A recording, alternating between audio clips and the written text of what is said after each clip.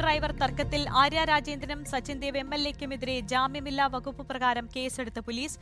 Driver യദുവിന്റെ ഹർജിയിൽ കോടതി നിർദ്ദേശപ്രകാരമാണ് കേസ് രജിസ്റ്റർ ചെയ്തത്. പ്രതികൾ സ്വാധീനം ഉപയോഗിച്ച് ബസ്സിലെ സിസിടിവി ദൃശ്യങ്ങൾ അടങ്ങിയ മെമ്മറി കാർഡ് നശിപ്പിച്ചു എന്നതടക്കമുള്ള ഗുരുതര ആരോപണങ്ങളാണ് എഫ്ഐആറിൽ ഉള്ളത്. ആദിൽ പാലോടാണ് വിശദാംശങ്ങളുമായി ചേരുന്നത്. അതിൽ എന്തൊക്കെയാണ് എഫ്ഐആറിലെ വിവരങ്ങൾ?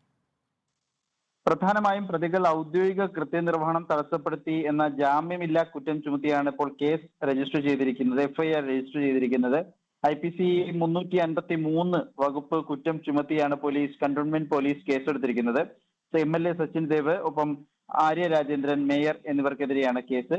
MLA സച്ചിൻ ദേവ് ബസ്സിൽ അതിക്രമിച്ച് കയറിയെന്നും എഫ്ഐആറിൽ പറയുന്നു. യാത്രക്കാരെ അധിക്ഷേപിച്ചെന്നും എഫ്ഐആറിൽ ഉണ്ട്.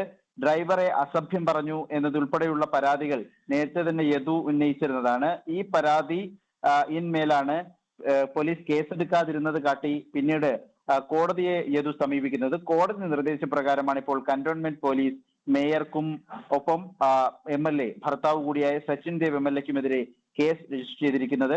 നേരത്തെ അഭിഭാഷകന്റെ ഹർജിയിൽ ജാമ്യം ലഭിക്കുന്ന വകുപ്പുകൾ ചുമത്തി പോലീസ് കേസെടുത്തിരുന്നു. എന്നാൽ ഇപ്പോൾ കൂടുതൽ കുറ്റമുള്ള വകുപ്പുകൾ ചുമത്തിയുള്ള കേസാണ് വന്നിരിക്കുന്നത്. ആര്യ, ശരി. മേയർക്കും സച്ചിൻ ദേവിനുമെതിരെ ജാമ്യമില്ലാ വകുപ്പ് പ്രകാരമാണ് കേസെടുത്തിരിക്കുന്നത്. ആദിൽ പാലോടാണ് വിശദാംശങ്ങൾ നൽകിയത്.